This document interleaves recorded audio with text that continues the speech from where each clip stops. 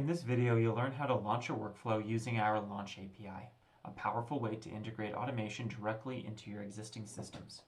First, go to your account and click the top right menu, select API key to generate or view your API key. This key will authenticate your API requests. Next, locate the Workflow UUID on your Workflow Management page. You'll need this to tell the API which workflow to launch. Next, we're going to go to Postman to show you how to configure the API call. The API endpoint is a simple post call where you can use the API key that we just generated in your authorization header, and you can use the workflow UUID in the body of the payload.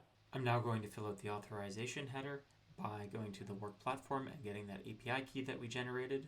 The key name will be authorization, and the value will start with the word API key, followed by a space, followed by that API key.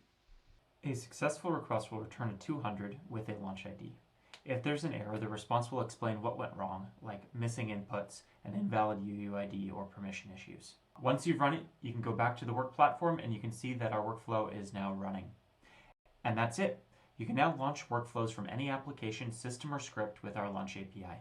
For more advanced options, please check out our API documentation.